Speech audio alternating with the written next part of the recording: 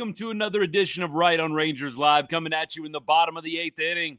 Texas trailing 7-1. And look, if not for Ezequiel Duran, thered be a big goose egg in that scoreboard right now. Texas, most of the game just has not had the juice, man. No life in this one. Of course, it doesn't help when Kumar Rocker is getting rocked, no pun intended, but is what it is, right? You have a 2-0 deficit right away. You have a grand slam in the third inning. Never going to go well. I do appreciate all y'all hanging out. It is going to be a group therapy session tonight from what it looks like, unless the Rangers can pull off the impossible here. A 6-run, 7-run ultimately comeback to win the game. Anybody? Look, this ball game is frustrating for a number of reasons. For me, the biggest frustration is honestly looking ahead to tomorrow, right? This was your prime opportunity with a legitimate starting pitcher in Kumar Rocker, or so you thought, to get the game and get the series. Tomorrow, obviously, anything can happen. This is a weird team. They very easily could score a bunch of runs tomorrow, and who cares about today? In fact, that wouldn't shock me in the slightest. But games like today show you the worst of the Rangers, right? Last night, maybe you could argue the walk-off and just the nature of it against the Angels. The other night, it shows you the best. This is the worst. It's very little in between at times. And we'll start with Kumar Rocker. Wyatt Langford up to bat right now. I'll give you a little play-by-play color commentary as we go along. I'll take comments down while the game's going on, so all of y'all on YouTube and all y'all on Instagram, Facebook, etc., you can see how the game is unfolding with MLB app right below me. TikTok, you guys don't get that luxury. Sorry about it. Look, maybe one day TikTok will get on the same page with the app or the website that I use to multi-stream. Until that time, you guys are stuck just getting the full frontal right here. All right, Wyatt Langford's going to take a walk. Sorry, I might get a little out of pocket tonight. I tell you guys, the losses hit everybody differently. Like some people the other night when we lost like 13-1 to the Angels are like, you just got to laugh. And I was kind of pissed off, angry. Tonight, it's just like, I feel like in the second or third inning when the grand slam happened, I feel like I went through my mourning period at that point, and I'm kind of doing a little bit better, but this is still a really frustrating game. Don't get me wrong. Don't get me wrong at all. Appreciate all you guys hanging out. You know the drill here, right on Rangers. We cover everything, Texas sports and sports in general, but of course, the name of the show is Right on Rangers. We put a special emphasis on the Texas Rangers during the baseball season, and we thank you for choosing Right on Rangers for all your Texas Rangers content. All right, we got the youngster up. He's 0 for 2 on the night, 1 strikeout. And if he's able to get on board, Brandon Nimmo will follow. Nim's trying to avoid the golden sombrero. He's going to have to put that on the line at some point.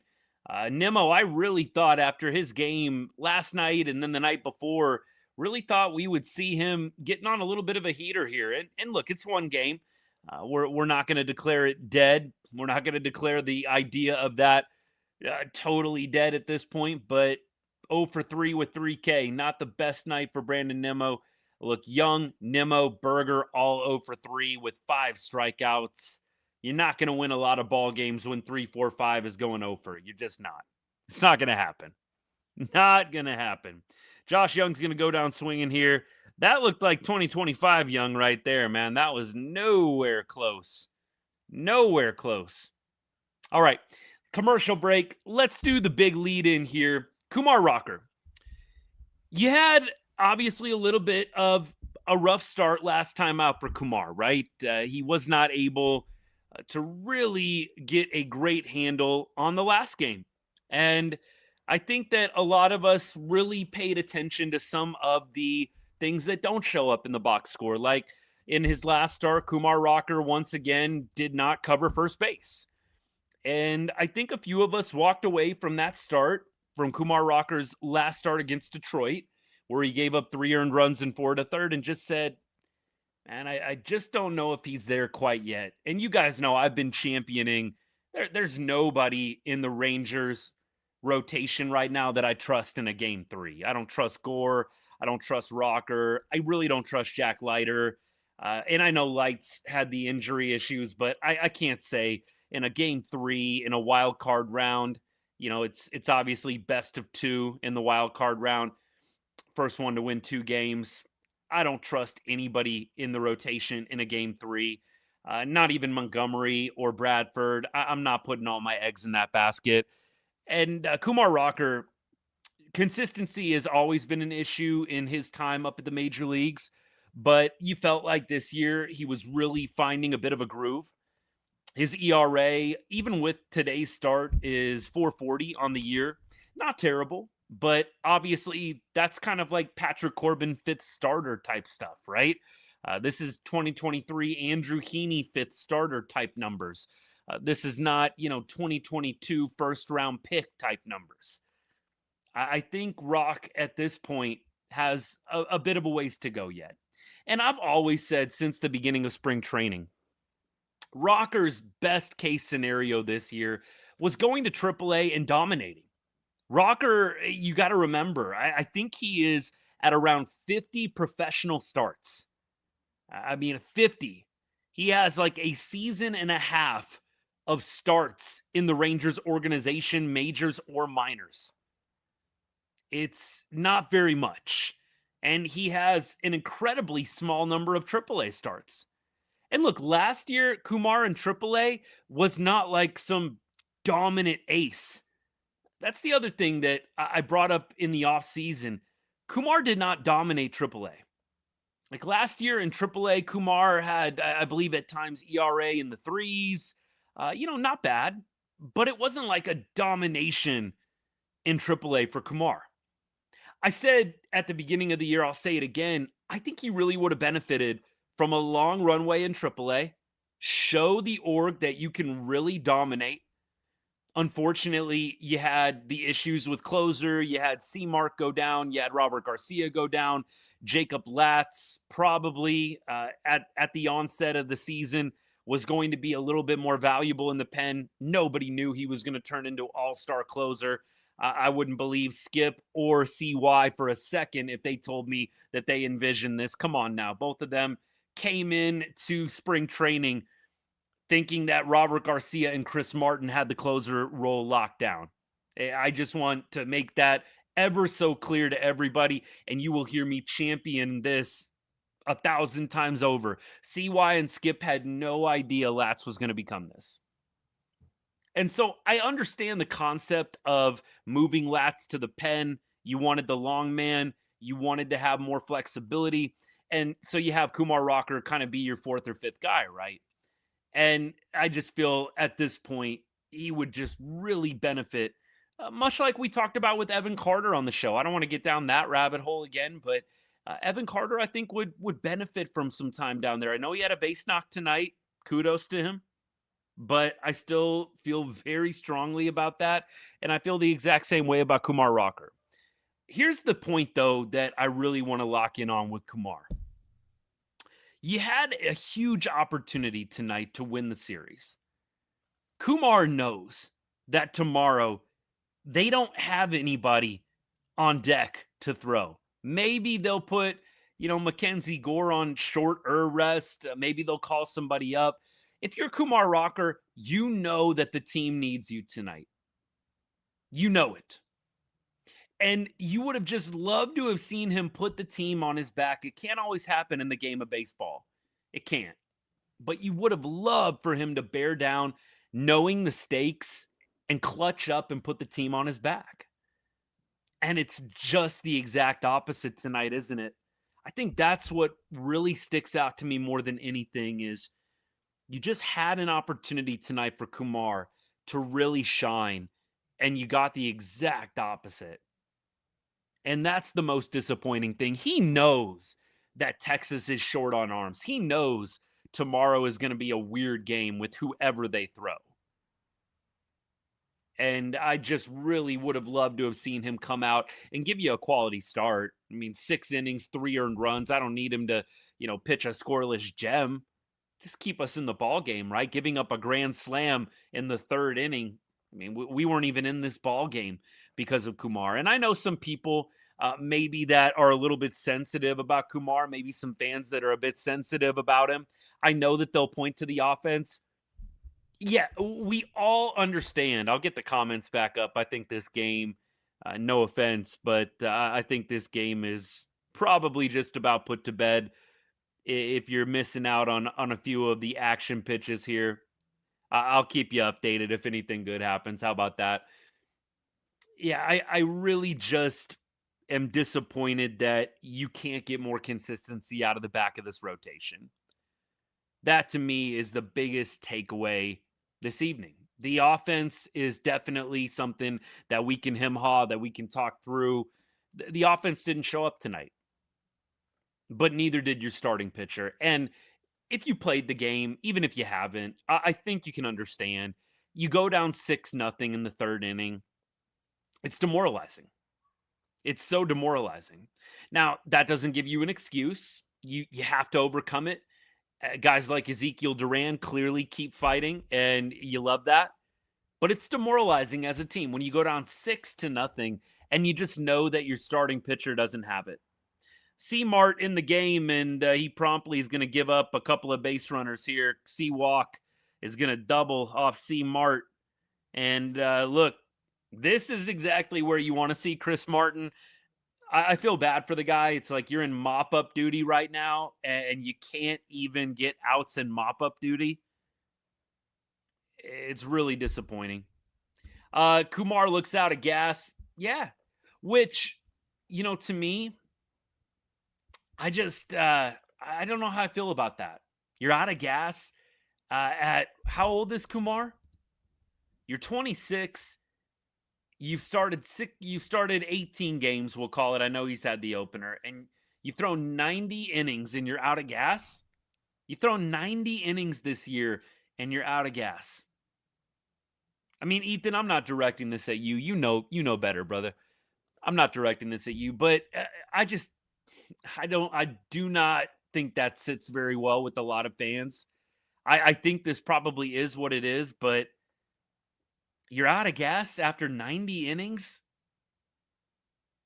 Like, I do understand why some of the old timers just sit back and chuckle and bag on this newer generation. I do get it to an extent. I don't agree with everything I see the old timers put out, but man, 90 innings and you're gassed.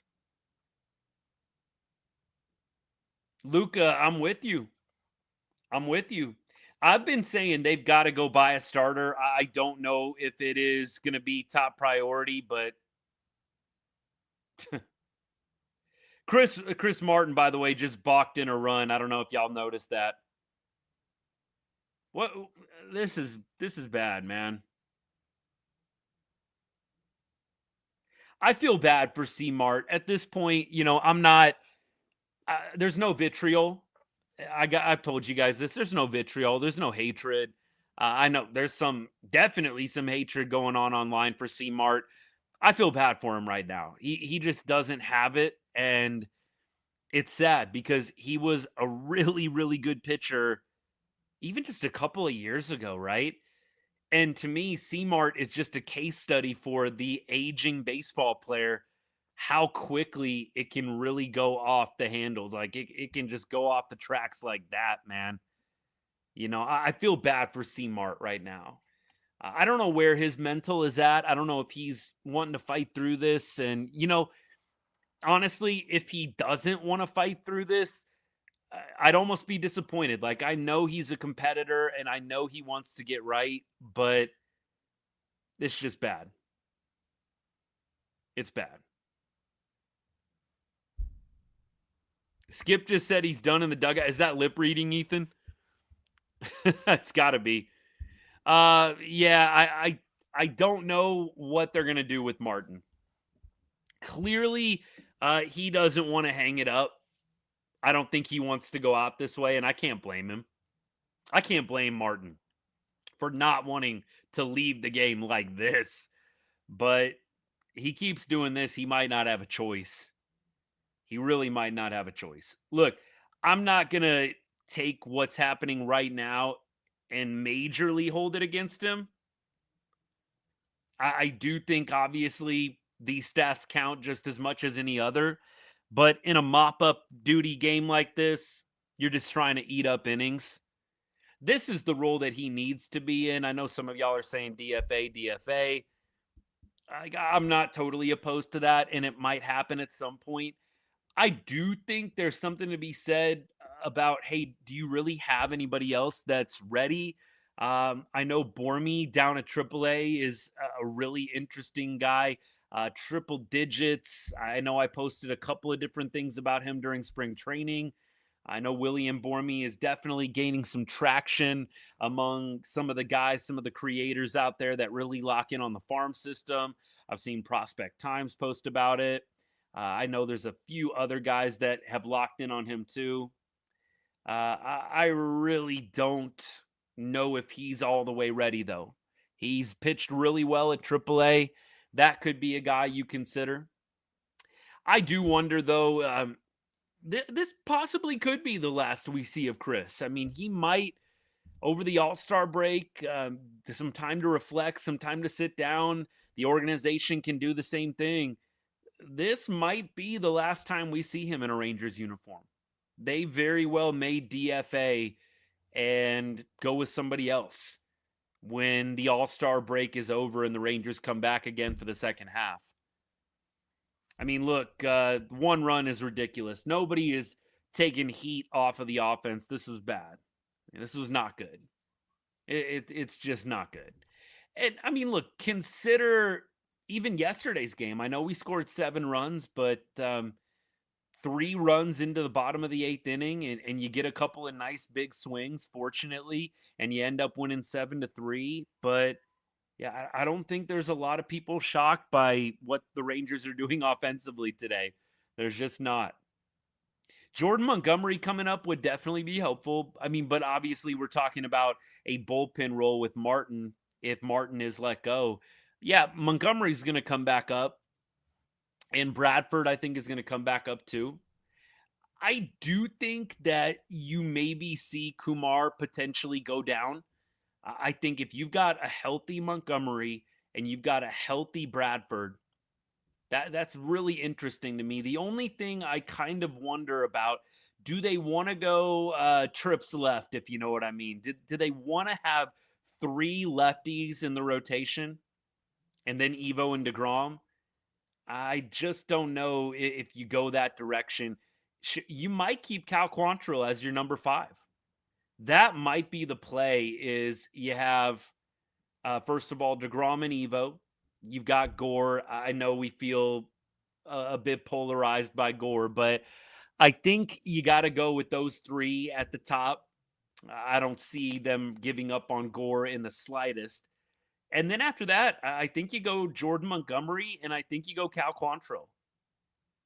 I think at this point, it would be a little wild if they decide to stick Kumar Rocker in the rotation and bump Cal out.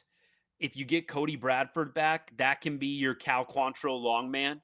I might ride with Cal and let Kumar go back down to AAA and have a little time down there. Have him work on that changeup. He was working on that changeup like over the first couple of months of the year, and I know he's been working on it lately. I mean, I think that was the other point that I made, wasn't it? Like, if you're wanting him to learn a new pitch, why are you having him do it at the major league level? Why? Why are you having Kumar Rocker, who has not had sustained success in the major leagues, learn a new pitch on the fly at the major league level? That just doesn't make a lot of sense to me, y'all. But there are a number of things that just don't make a lot of sense to me. This organization has definitely made some good moves. I don't want to pretend like everything they do is crap because it's not. I really just feel like at this point, you definitely have to think like with when it comes to Kumar Rocker, even Jack Leiter. I know he was dealing with the injury. The pitching development is definitely suspect. It's definitely suspect. I do think that they will demote. Maybe they give Rocker one or two more starts, but I have a feeling that they will demote if he does not have a couple of good starts in a row here. I mean, especially if you get a decent Jordan Montgomery. Cal Quantrill, I really don't think you can take Cal Quantrill out of the rotation. Look, he finally has a positive and above average pitching run value. He has an above average fastball value. He's above average in exit velocity. This is all off Baseball Savant. Like, I know that there were a lot of people that were saying he's lucky. He's, just totally getting fortunate out there. You look at the Baseball Savant numbers for Cal Quantrill, he's actually not looking terrible. I mean, look, not everything is great, but for a fifth starter, you're like, dude's got some red pieces on that Baseball Savant page. Let's take it. Look, Caden, we were talking about this. It is a total illusion that Kumar Rocker has dominated AAA. You look at Kumar's numbers in AAA, Kumar Rocker has not dominated in AAA.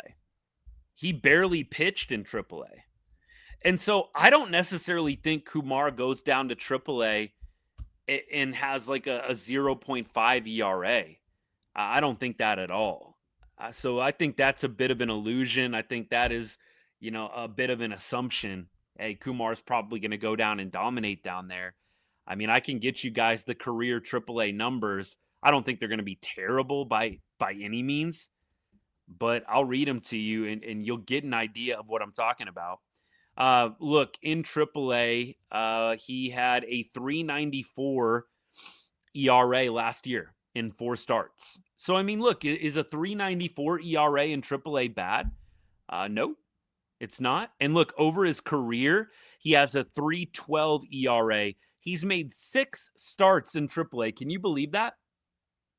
Can you believe that? Kumar Rocker has made 6 total starts in AAA. 6. He had 6 total starts in AA. This guy has 12 total starts between AA and AAA. Kind of wild when you actually go to the numbers on Rock and you see how little experience he really got at the higher levels in the minor leagues. 2 friends who were at the game when the no-hitter happened and they're there again tonight. All I'll say is at least we didn't get no-hit this time. Nate, you need to tell them to stay away. Need to tell them to stay away, man. Chris Martin getting a little heated with the umpires, by the way, in between innings. I don't know if you guys saw that. Look, that's got to be quite a bit of frustration. Got to be quite a bit of frustration there, doesn't it? With just his entire performance this year. I mean, look, every balk call kind of makes me raise my eyebrows a little bit. A balk call is so subjective these days. I didn't really study it. I have to go back and look at the replay, but I feel like every balk call that gets made in the year 2026 is debatable. There's like very few where I'm like, clear cut. Most of the time I'm like, what? That's a balk?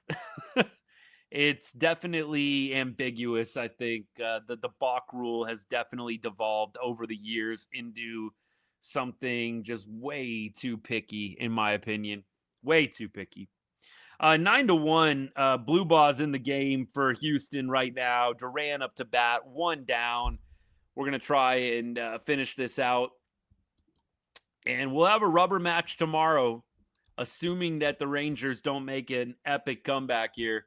Look, I'll throw that out for wishful thinking. 9-1 at this point. You've got a very interesting bullpen situation tomorrow as well. I think somebody in the chat said tomorrow's going to be scary. Dan, that was you. Yeah, tomorrow is going to be a little scary. I got to be honest with you guys. I don't feel great about tomorrow's ball game, but the only solace that I can really take is that this is such a freaking weird club. Like, they lose when you expect them to win. and they constantly win when you expect them to lose. And Zeke Duran is going to go yard again here. My goodness, Zeke Duran. You think this dude maybe doesn't have a little chip on his shoulder watching Ernie Clement start the All-Star game? By the way, it's Zeke Duran by a mile over Ernie Clement for All-Star game starter. That to me, I think Zeke is an even bigger snub than Josh Young. I know that we talk about Josh Young getting snubbed a lot more than Zeke. I think Zeke is the clear snub, even more so than Josh Young. Bazana in over him is ridiculous, but those are media darlings, right? Bazana, Ernie Clement had Canada behind him. Bazana's the media darling, man. He's all over MLB, man, all the time. Anytime he gets on base, you see something posted. It's definitely a factor. Just Zeke Duran being a little less known, but man, you post him up. His WAR, his numbers against all of the AL second basemen, he should be in there, man. He really should. And that's not even taking into account the versatility. But Zeke Duran, 2 for 4 on the night with 3 RBI, and it's 9-3 Rangers. Evan Carter up to bat right now. Carter 1 for 3 on the evening. Did have a base knock earlier in today's game. Great to see that. Look, not a hard hit line drive, but 89 miles off the bat. Just seeing Carter touch first base is a good thing. Look, we've gone on and on about Evan Carter. We're not going to focus on him tonight as much. And look, it's definitely not just one guy tonight. You had Kumar Rocker, but you just had an offense that looked extremely stagnant. 0 for 3 from Peterson, 0 for 3 Young, 0 for 3 Nimmo, 0 for 3 Berger. Those 4 guys go 0 for, you're not going to win a lot of games. Carter is going to get on base again. Man, when's the last time he went multi-hit? Might have to go ahead and look at the game log right now. Carter going multi-hit tonight. Great to see that from the young kid. And I'll take whatever jump start I can get from him. I just would love to see Evan Carter catch fire. All right, July 2nd, not too far in the past here. July 2nd against Detroit, Evan Carter went multi-hit. That was the game he hit the home run. There you go. There you go. We'll take it. We'll take whatever little victories we can get, man. They're gonna pull Blue Ball here. What are we doing? Oh, this is the pitching coach. Okay, this is the pitching coach. Astros getting a little worried. What are we doing here? We need a mound visit with a 6-run lead and 1 out. Okay. All right. We've got Nicky Lopez. Nicky knocks up to bat. Let's see if he can keep it going, man. What do you bet we get 1 or 2 more? Skip's going to talk about the fight post game. You know what, Skip? I would almost bet real money. There's 2 things that Skip is going to talk about. One, I know for sure. The one thing I think almost with 100% certainty Skip is going to talk about is how Rocker, he really bared down and he gave us 6 innings. He really helped out the bullpen tonight. I think we're going to get a compliment from Kumar or for Kumar from Skip tonight, where he compliments him for sticking out the game, basically. I think that is one thing. And if the Rangers score a couple more runs here, I bet that they will talk about the fight that they showed at the end. Don't you think? I think for sure you're going to get a compliment that Kumar was able to go 6 innings tonight from Skip. Tell me if I'm way off base. I think that's going to be in the presser. I'd bet real money on that. Maybe I'll lose, but I'd be willing to bet real money. You're definitely going to get, the first inning, the third inning, he's got to figure it out. But I feel like Skip is going to end with the positive that Kumar gave you some length tonight. But obviously, yeah, he was not good at all tonight. I know that he had some strikeouts. Kudos, dude. You made it through 6 innings. Come on, man. You are not even 5 2/3. You gave up 10 total base runners and you gave up 3 bombs, baby. Like, let's just keep it locked on that. You gave up 3 bombs, 10 base runners, and 7 earned runs. Nicky Knox is going to strike out. Apparently that pitching mound visit paid off there. You don't see that much from Nicky Knox, man. This is a dude that just does not strike out. I'm going to actually pull the numbers on this. I looked it up the other day. Nicky Lopez this year has 17 strikeouts. 17 strikeouts in like 120 plate appearances. Like, this guy just does not strike out. I know he went 0 for 4 tonight, but look, I love players like this. It's a dying breed in Major League Baseball. They just put the ball in play. It's like shocking when they don't put the ball in play, like Nicky Lopez striking out right there. Shocked. Like, Nicky Lopez has that ground ball right side down to a T, and sometimes he can sneak it through. He's also got that oppo, like right down the left field line shot. He's got that on lock. Nicky Lopez just puts the ball in play, man. And you love to see that from a Rangers lineup that's been missing that particular skill over the last 2 seasons. Diaz, man, can we keep this game going? Come on now. Can we keep this game going? Silver Boot not quite wrapped up. I do think we need to say that out loud. Silver Boot not quite wrapped up. Astros would have to win tomorrow to wrap up the Silver Boot. It would be, their 10th consecutive. Hope is not completely gone, but I think we can all say it's not looking good. It's not looking good right now, y'all. But, technically speaking, we have definitely got a few games left to play yet with Houston. Anything can happen, man. Anything. But 10 straight years is terrible. You know what, though? It doesn't always matter. 2023, I think, proved that quite well. I can't say that I'm burning up about the boot as long as the Rangers end up in a better place than the Astros after 162. The boot would be awesome. But you know what? Let's focus on the big picture. Let's focus on the results after a long season and see where we're at. Diaz is going to strike out here to end the ball game. Blue ball able to take care of the Rangers here in the 9th. Then Texas is going to fall 9-3. Rubber match coming up tomorrow. We will see what the Rangers decide to go with. It is going to be an interesting day at the stadium, man. Are they going to go just straight bullpen game? Are we going to get a little call up? I am going to be very curious what gets announced post game here, how the Rangers are going to attack this final set before they go on an all-star break. We'll see. We will see what happens. Do I think we'll do anything before the trade deadline? 100%. CY's buying, man.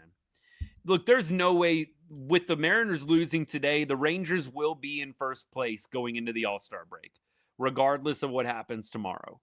If the Rangers lose tomorrow, they will still be in first place going into the All-Star break. It would be a colossal melt for the Rangers not to be buyers on August 3rd or by August 3rd at the deadline. It would be an epic meltdown. I don't see it happening. I think even if the Rangers are within 3 or 4 games, you're probably going to see them buy. Nothing will shock me. Absolutely nothing. That, to me, is kind of a foregone conclusion. So I am almost all the way moved past should they buy or should they sell. It's really not a fruitful conversation to even talk about. Like, should they buy? Should they sell? I mean, look, you have your own personal preference, right? But I think we can all, in the back of our minds, quietly, even if you want to see the Rangers sell, I think in the quiet moments we know the Rangers are going to be buying. They're going to be buying. There's no doubt in my mind CY is going to be pulling the trigger.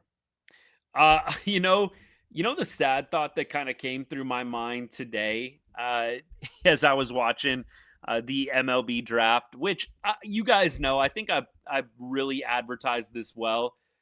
I definitely like following the draft and I enjoy following the minor leaguers, but I'm not your best source for minor league guys.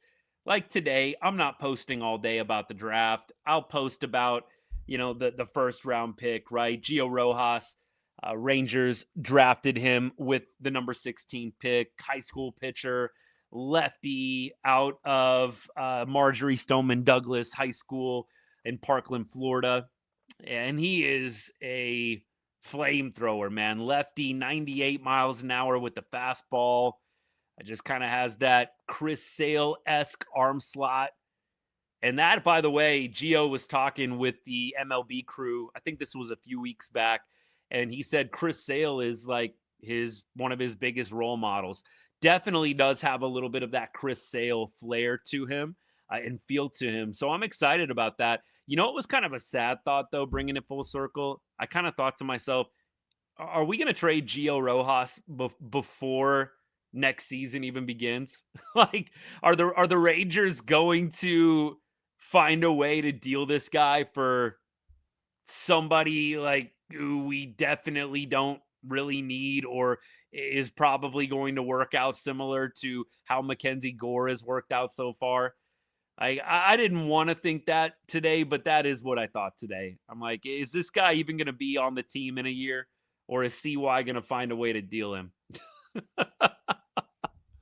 Like, I mean, I would really like to see them hold on to Rojas. I think he definitely, arguably, is the highest ceiling arm in the draft. I know you had Jackson Flora get drafted out of UC Santa Barbara.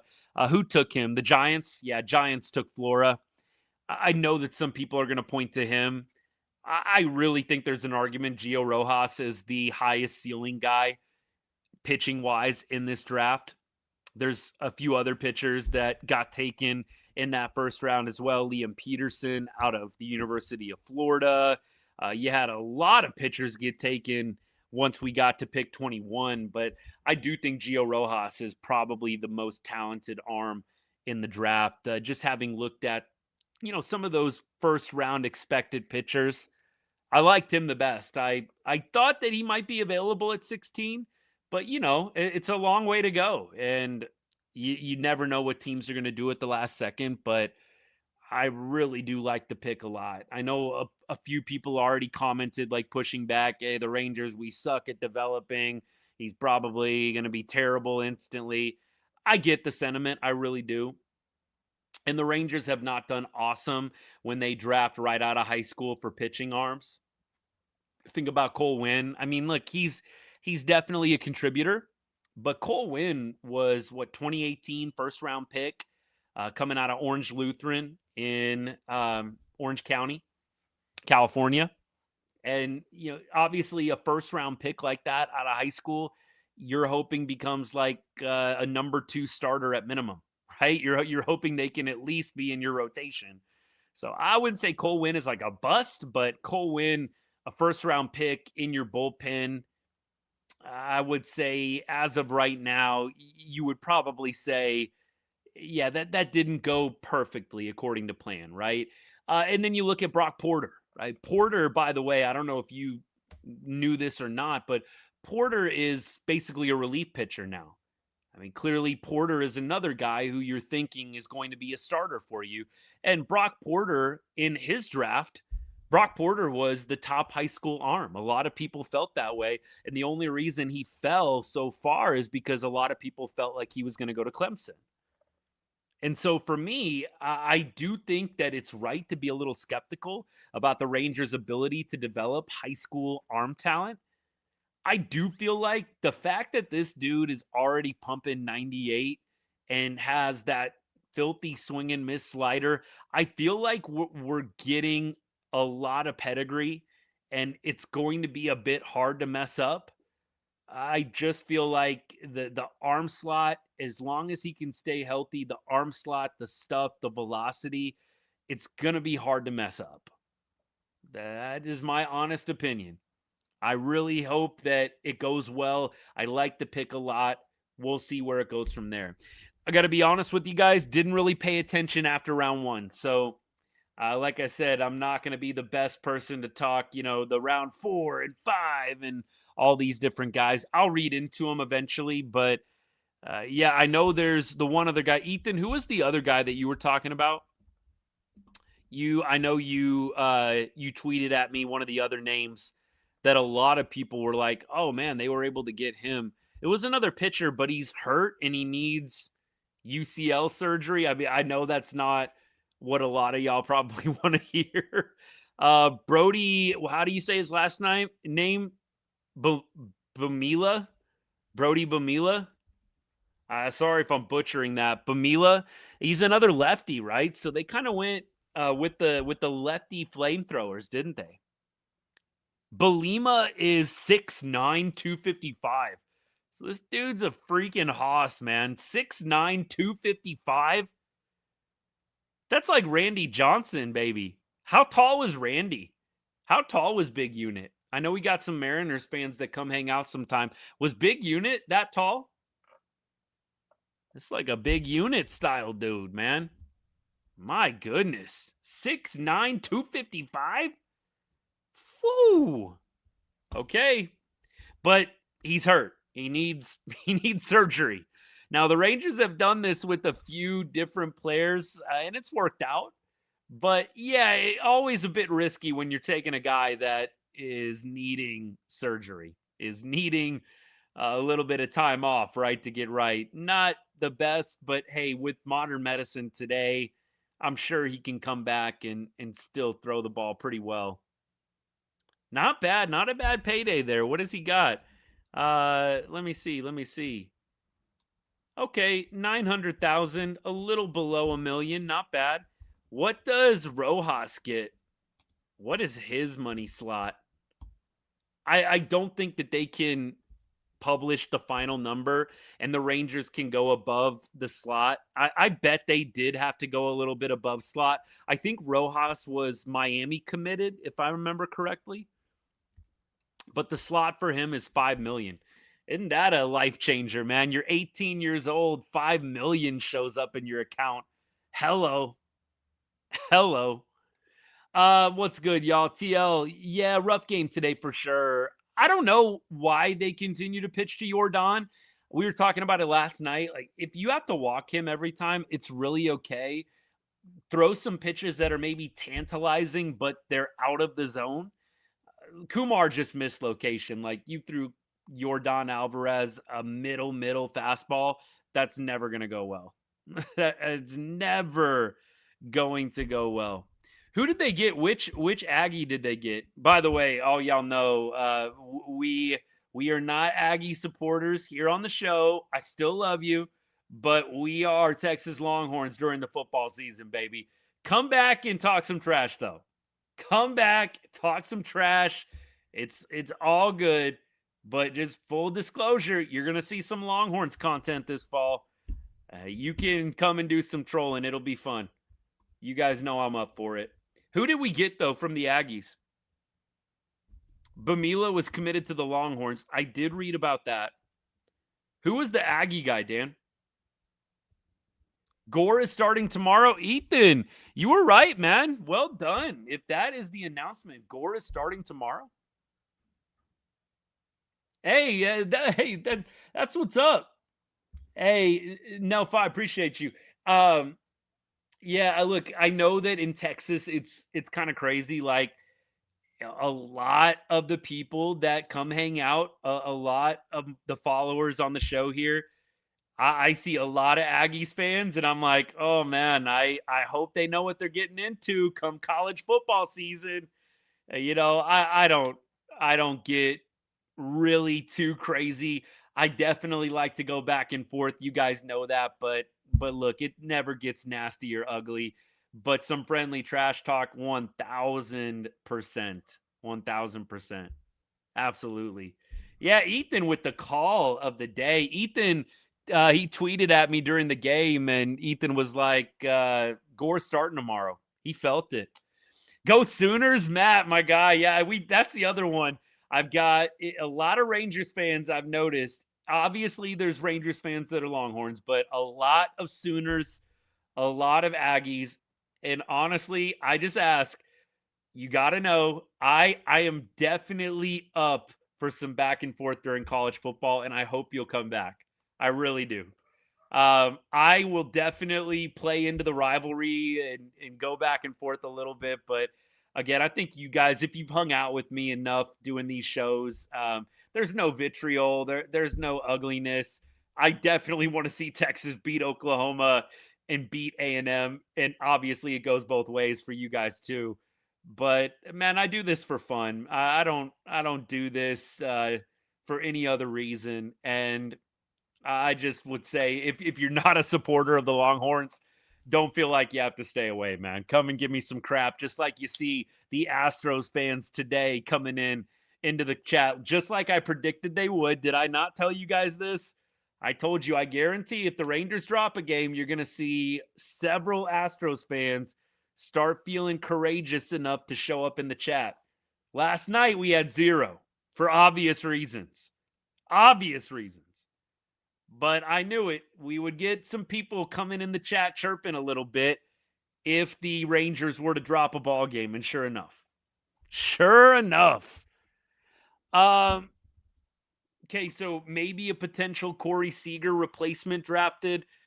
Is that guy high school? Connor Camo? I don't know how to say his name, y'all. I'll have to catch up. Connor Camo, is he high school or is he college? I already told y'all, full disclosure. You're gonna lose me a little bit after maybe round 1, round 2, round 3, round 4, 5, 6 beyond. I'm probably not your best stop, but I definitely will do my homework over the next few days, get to know the players, watch some of the highlights. College guy, I like that a lot. The high school shortstop, it's so tough with some of those dudes. Like, I know Cody Freeman is an example of a high school shortstop. Like, it's hard in the major leagues, to stick at that position. So if he's a college shortstop, that's great. That would be nice. But you know what? Walcott is the future there, Dan, don't you think? Like Walcott's the future at shortstop. He's high school, was committed to A&M, goes to an Austin area high school. Okay, so this was the A&M connection. Hey, Lord Tubbington, you're Aggie fan, right? We were just talking about we were just going back and forth about this. I think you've been hanging out though. See, you were here. A&M fan though, yeah. So he is hopefully going to sign. That's the other thing, right? Is you don't always know if all these guys are going to sign. Do you know, is he for sure signing, or is he going to mull over the A&M? If you're an Aggie fan and and you follow the college baseball, definitely let me know. Some of these guys, you don't always know if they're actually going to sign. We were just going back and forth. Like, I think I've told y'all a few different times, like I cover a bunch of different sports. College football is one of them, and I cover the Longhorns. And I was just saying, like, if you're not a Longhorns fan, please feel free to come back and do some trash talking. Like, don't be shy. That's what makes it fun. Some of my best friends are Aggies fans, and growing up, we would just go at each other left and right when we would have that Thanksgiving. I know it used to be Thanksgiving night, right? That they would always play. It was the best, man. Lone Star Showdown. Some of my favorite memories, just watching with family, watching with friends. So come back and hang out, man. Come back and hang out. He's 100% signing. Good. It's always tough when you're signing those high school guys. It really is. You really want to make sure you've got at least a little bit of a commitment from them, because they do have that tantalizing NIL stuff now with college baseball, right? Some guys are going to go play college ball and you're going to get paid more. You just are. You're going to go get paid more money with the NIL deals. Now, not at every school, but if you're going to play some SEC baseball at Texas A&M, you're going to get some NIL money, man. You're going to get some College Station businesses, companies knocking on your door, wanting you to potentially be a sponsor, be an advocate for whatever they're selling. So that to me is definitely always a factor when you sign the high school guys. Belima is signing with the Rangers over the slot first round value. So they're paying him some big money. Yeah? Ethan, over first round value, and he was a third round pick? Wow. That is wild. Okay, they wanted that dude, didn't they? They really wanted that dude. Yes, sir. Yes, sir. Gore is starting tomorrow. I'm not listening to any of the RSN tonight, y'all. We're just going, like I said, full on, just therapy session here. I'm not too worried. Did Skip talk about Kumar though? Did he talk about Kumar in the post game? Did I miss it? Let me know. I look like Jake Berger. Hey, Jake Berger's a good guy. Probably a millionaire by this point if he's been playing his money the right way. I'll take the Jake Berger comp. I'll take the Berg comp. Who do I get? I get Cal Raleigh the most. The Cal Raleigh comps have died down a little bit. I feel like it has to do with Cal's subpar performance this year. Last year in the MVP season, I was getting the Cal Raleigh comps left and right. This year, it's been a little more tame, I will say. Jake Berger, I think, is a new one, though. Jake Berger's a bit of a new one. I'll take, you know what? I'll take it and compared to a professional athlete making hundreds of thousands of dollars any day of the week. I really will. Appreciate all you guys hanging. So tomorrow's Gore. I'm really not going to be able, I don't think, to do it on MLB. I'll have to maybe go to ESPN. Mackenzie Gore start. I wish I felt better about it. I really do, y'all. I still don't feel great about the start tomorrow, even with Mackenzie Gore going. I really don't. Yeah, but Lord Tubington, I don't think he was going to play next year, right? He's hurt. Isn't he going to be out for the whole next year? I mean, look, the following season, I'm sure it would have been great. I'm sure it would have been awesome. I will say I am a little concerned that some of these guys are going to get traded, knowing Chris Young and the fact that he traded away Gavin Feen in the offseason before Feen really even had a chance to get his feet wet in the organization. Yeah, I would rather the Rangers draft him too. Ethan, you really honestly took the words right out of my mouth. Literally just about to say this. Like, I'm a Longhorns fan, but I'd much rather the Rangers draft him. But I know we got some diehard Longhorn baseball people that I'm sure will be a little bummed. I'm always Texas Rangers first. That's always how I'll lean. Hopefully he can just get totally right, healthy, and come back and crush it. You'd love to see that. Do I think the MVP season was a fluke for Cal? Man, that is a tough one. That is a tough one. I'll say this. I don't want to accuse, I know some people are saying like steroids and, PEDs. I doubt it. But the fact that he hit, 60 homers, and this year, I don't know how many he has, it is a wild drop off. I mean, we know this game, it can fall off a cliff quickly. But man, yeah, I have got to say, it is odd how much he has fallen from the top tier of the baseball shelf this year. Baseball's a cruel game sometimes. It's a beautiful game, but it's a cruel game sometimes, man. It really is. Dalton Rushing. Dalton Rushing has been getting some traction. I think it was Jeff Passan. It was an ESPN article that basically said Dalton Rushing is the Rangers' dream catcher. Like, dream scenario, we get Dalton Rushing. Look, I know Dalton kind of rubs people the wrong way and pisses a lot of people off with some of his attitude. Myself included at times. I don't really love all of Dalton's antics, but I will say that would be at least an answer to the long-term catching situation. I really do feel like the Rangers have to address this within the next 6 months. They've got the offseason clearly coming up. After this year is over, it's going to be interesting. I don't think you can continue to piecemeal it together with veterans that are over the hill. I think you really have to figure out who's going to be the catcher of the future. Maybe it's Malcolm Moore. Maybe it's Dalton Rushing. You've got to figure this out. You've got to figure out sooner rather than later the opinion of Moore. Do you think Moore is going to be the guy, which this is what the front office has to project? Or do you think that he's going to be a nice depth piece, but probably never going to be your bona fide, all-star potential type player. All right, Skip on the mic. We'll do Skip, and then we're going to start doing the preview for tomorrow. Yeah, I mean, Zeke has kind of come back to where he was a couple They years started ago. with Zeke. All right, throwing up the softball, baby. I love it. Start with Zeke. That's good. And provided some incredible defense, but the offense is what stood out the most, obviously, with the opposite field home run tonight and a full side home run, 50 RBIs at the break. Hopefully more tomorrow. But they started with look. Come on now.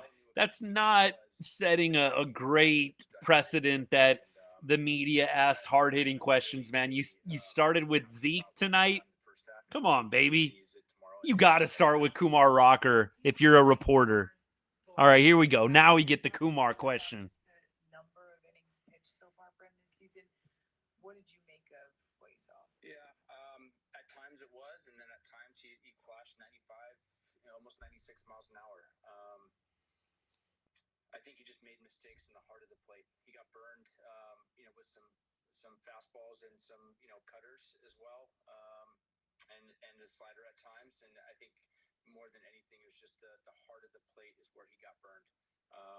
And I think the good hitters will make you pay when you continue to kind of make pitches in the middle up in the plate, and unfortunately that happened. But the good news is he got us through into the 6th inning because it's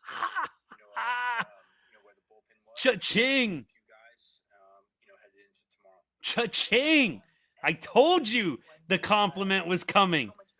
I told you he was going to find a way to give the compliment. Kumar got us through 6 innings.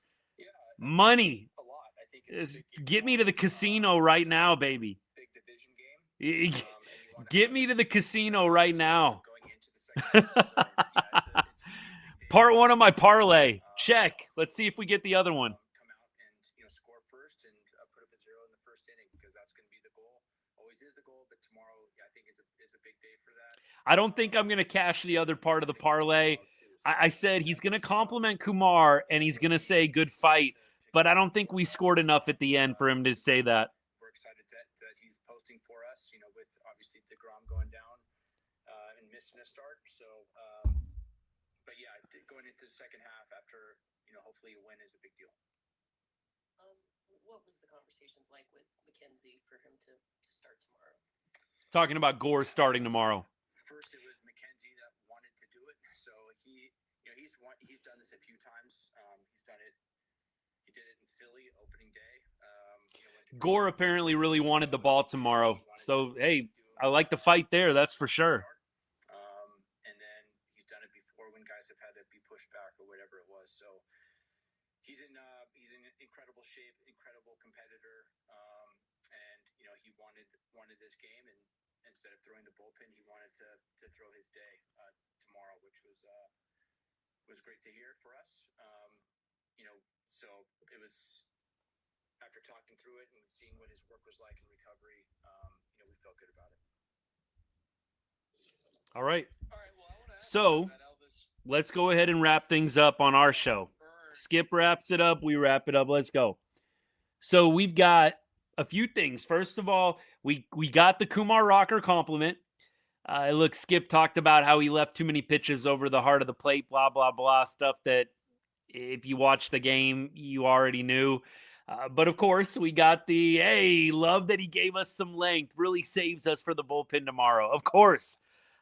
Did not get the loved how he showed some fight compliment because we really didn't score enough at the end. I think had we got maybe 2 more runs, I think I might have cashed the 2-leg parlay there. I really think I would have, but I told you guys the compliment was coming. Told you. The other thing, Mackenzie Gore apparently came to the Rangers and he wanted to take the ball tomorrow and start. I like the fight there. I like the resolve. I like the initiative. Hopefully, I'll like the actual performance. It's been a little bit up and down with McKenzie, hasn't it? It's just not been consistent.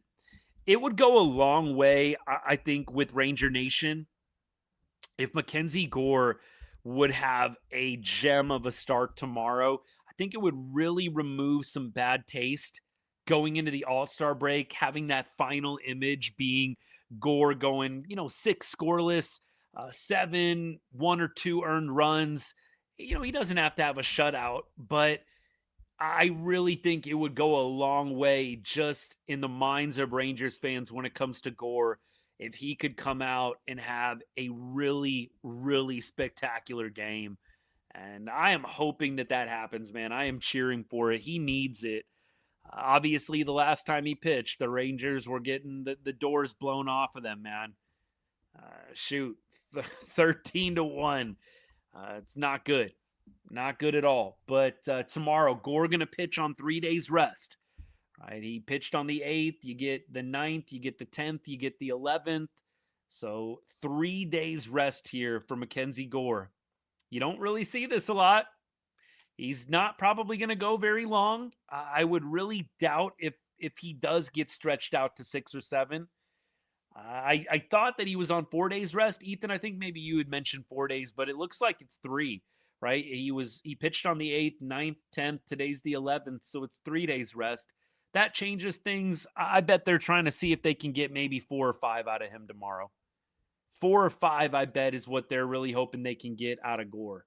I don't think that you're going to get a whole lot else from him beyond that. That's just me. All right, let's go to ESPN because I don't think MLB is going to have Gore up as the starter. Maybe they'll surprise me. I'll check it, and we'll see what we get here. By the way, Rangers maintain their lead over the Mariners, 1.5 games. So you like that. At this point, Astros get back to 2 games. So, I mean, look, one way to look at it, the glass half full, the way to look at it is, no harm, no foul. You didn't drop any games, but the glass half empty way to look at this is, man, you could be up 2.5 right now on the Mariners. You could be up 2.5. That would be beautiful.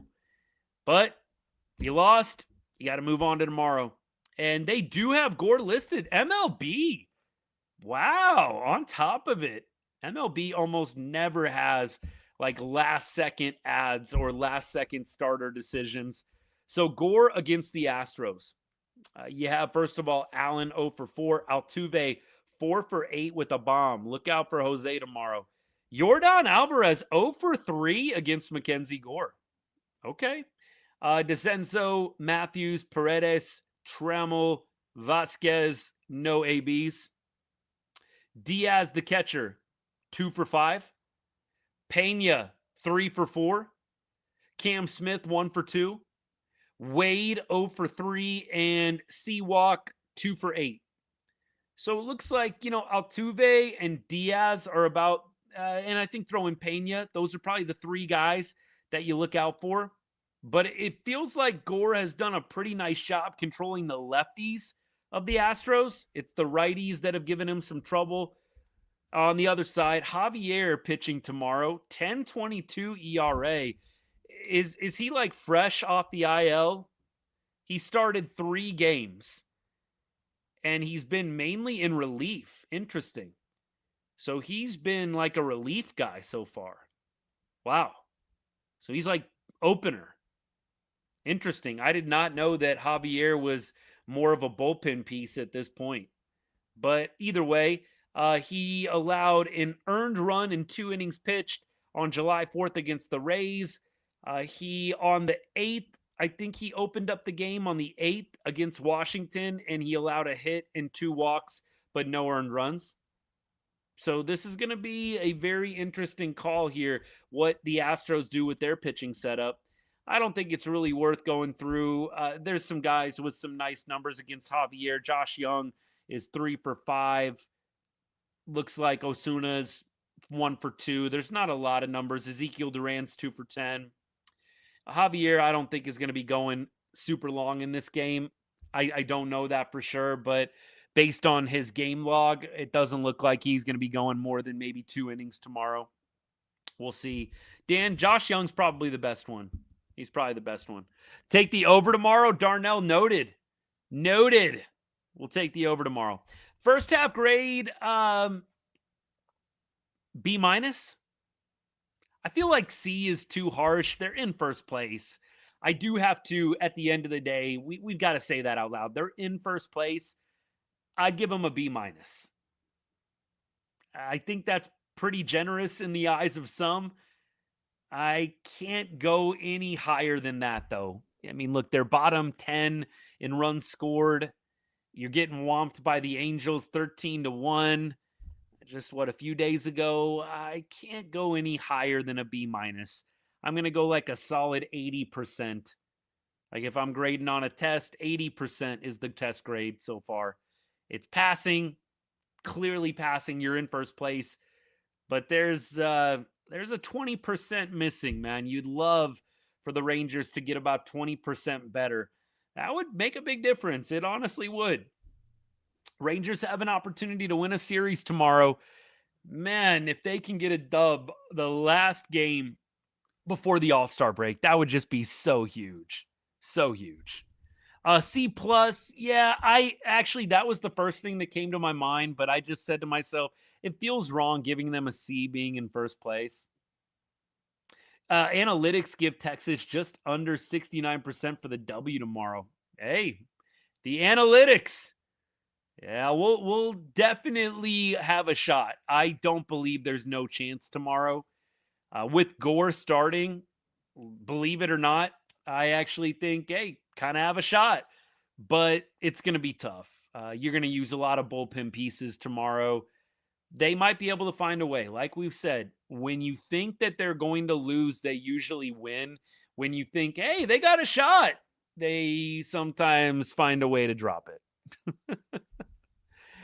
Yeah, Ethan, I can't go this generous. I can't say A just because there's so much room for improvement. The bullpen, the offense, I can't go A. A is like the offense is above average. The bullpen is above average. For me, it's tough to give an A. I'm going to go 80%. I'm sticking with it. 80%, baby. All right, y'all. We are going to get off for the night. Hour and 7 minutes. Not bad. I'll have a video out tomorrow morning, probably pretty early. And then we'll have the game at 1:35 Texas time, I believe. So we'll enjoy that. I'll be back for the 8th or 9th inning to hang out with you guys. So look, if you liked what you saw tonight, please come back and hang out again. If you haven't hit that follow button yet, haven't hit that subscribe button yet, if you're on YouTube, wherever you're watching, please go ahead, man. I would love if you would follow along. It's going to be a great ride the rest of the season. Rangers in first place. You can't beat that. And thank you so much for all the comments tonight. You guys help keep the show fresh, and you know that. If you're looking for an extra way that you can support the show in addition to what you're already doing, the only thing I've monetized on the show is our $2.99 a month Discord channel, which has been great. It's an awesome community of Rangers fans. We talk Rangers baseball, really DFW sports, pretty much around the clock, all sports, honestly. It might be something that you're interested in. If it is, it's just $2.99 to sign up, whether you're on TikTok, whether you're on YouTube. You hit the join button on YouTube. You hit the subscribe button if you're on TikTok, and we'll get you in right after the show is over. Thanks for considering it. If not for you, no hard feelings. Just keep doing what you're doing. There's so many ways to support the show, and I don't take any of them for granted, man. So thank you so much. Hope you have a great rest of your Saturday night. And look, we'll be back tomorrow. We'll flesh it out. Rain or shine, we'll be here talking Rangers ball. Appreciate you guys. Enjoy the rest of your Saturday and your Sunday morning tomorrow. And we'll hope to be back here in about, 17 hours talking about a Rangers win. That's the plan. And a series win. And Silver Boot hope still hanging by a thread. Let's do it. And as I always say to end every show, God bless and go Rangers.